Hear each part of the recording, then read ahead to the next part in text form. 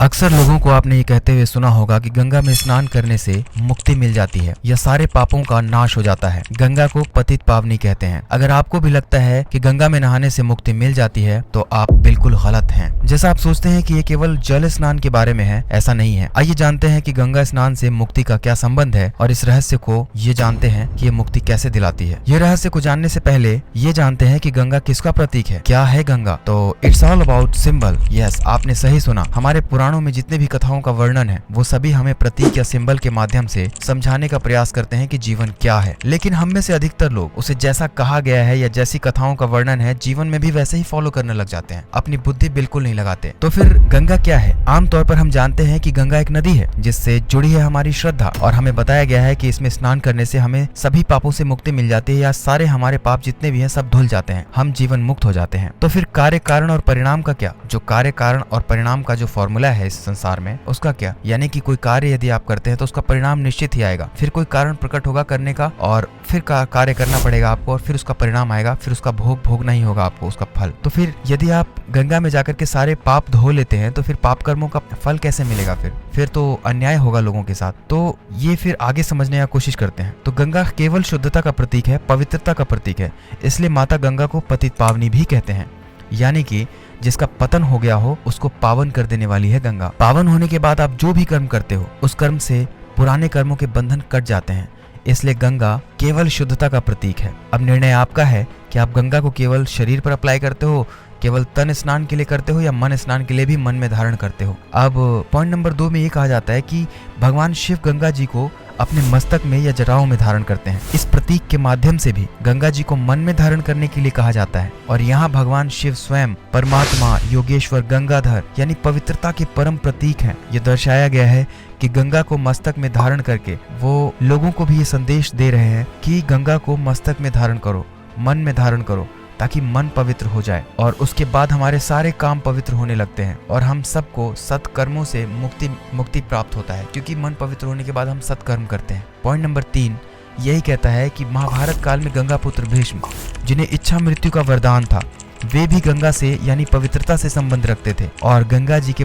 पुत्र थे। और ये बताने का प्रयास किया गया है कि भीष्म की तरह ब्रह्मचर्य धारण करने के लिए पवित्रता कितनी आवश्यक है, जो अपनी इच्छा से मृत्यु या अमरता को प्राप्त करने में सक्षम है। गंगा जी की बात हो और सूर्यवंशी भगीरथ की चर्चा ना हो तो जानकारी अधूरी सी लगती है। पॉइंट नंबर 4 में भगीरथ के बारे में कहा जाता है कि भगीरथ गंगा को प्राप्त करने के लिए देवलोक पर आक्रमण करते हैं, परंतु देवताओं से युद्ध करने के बाद भी भगीरथ को गंगा जी प्राप्त नहीं होती और वहां से उनको आकाशवाणी के माध्यम से ये संदेश मिलता है, ये मैसेज मिलता है कि गंगा को युद्ध करके प्राप्त करना असंभव है, इसलिए आपको कठोर तप करना होगा। आपके सूर्यवंशी की तरह, आपके पूर्वजों की तरह आपको करना ही पड़ेगा वो तप। और ध्यान देने वाली बात यह है कि सैकड़ों पूर्वजों के असफल हो जाने के बाद भी भगीरथ को कई वर्षों तक तपश्चर्या करना पड़ा, तब गंगा को प्राप्त कर पाए भगीरथ। इसका कोई शॉर्टकट नहीं है, तपश्चर्या तो सबको करनी पड़ेगी पवित्रता को प्राप्त करने के लिए। भगीरथ की पहुंच तीनों लोगों तक थी, फिर भी उन्हें गंगा प्राप्त करने के लिए तप करना पड़ा। तप ही नहीं, कठोरतम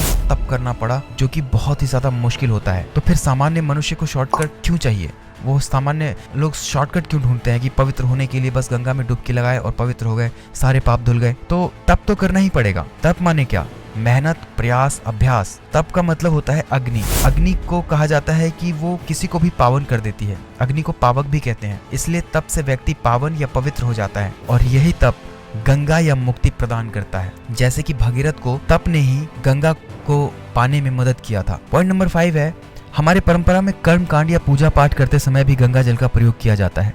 यहाँ भी हम जल का प्रयोग आहुति को शुद्ध करने के लिए करते हैं, यानी वहाँ पर भी गंगा जल केवल शुद्धता का प्रतीक है कि हम अगर इसमें गंगा जल का प्रयोग कर लेते हैं तो हमारे सभी चीजों को वो शुद्ध कर देगा, पूजा पाठ की सभी सामग्री को वो शुद्ध कर देगा, जिससे हमारे पूजा पाठ का जो कर्म है वो सफल हो जाए। जब तक हम कर्म को शुद्ध नहीं करेंगे तब तक मुक्ति या सफलता संभव ही नहीं है, चाहे वो पूजा पाठ हो या जीवन के दैनिक कार्य। और बात हो शुद्धता की, तो शुद्ध करने की तो बात है ही, साथ में दोबारा पाप ना हो या फिर दोबारा अशुद्धियां ना आए उसके लिए भी प्रयास करना पड़ता है। जैसे कि उदाहरण के माध्यम से समझते हैं कि यदि कोई नाव समुद्र में चल रहा है और उसमें एक छेद है छोटा सा, जिसमें जल रूपी पाप अंदर प्रवेश कर रहा है या फिर बुराइयां प्रवेश कर रही है, तो आप उसे बर्तन से पानी तो बाहर निकाल देंगे उस पाप को, लेकिन फिर जब तक उस छिद्र को बंद नहीं करेंगे तब तक आपके भीतर पाप प्रवेश करता ही रहेगा। इसलिए पहले अपने अंदर मन और इंद्रियों को नियंत्रण में करें, ताकि बाहर से जो पाप हमारे अंदर एंट्री करता है और हम उसके एवज में हम जो एक्शन लेते हैं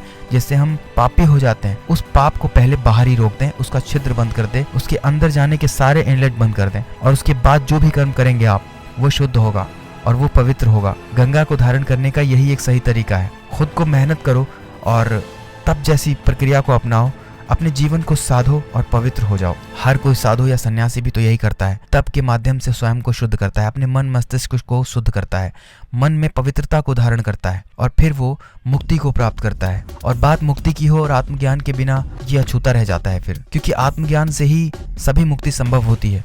जब स्वयं को हम जानते हैं उसके बाद सारी चीजें एकदम क्लियर हो जाती है। उसके बाद कोई पवित्रता और अपवित्रता नहीं रह जाती, सिर्फ मुक्ति और सिर्फ परमात्मा रह जाता है। तो वीडियो अच्छी लगी होगी तो लाइक सब्सक्राइब जरूर कर लेना और मिलता हूँ नेक्स्ट वीडियो में। तब तक के लिए हर हर गंगे।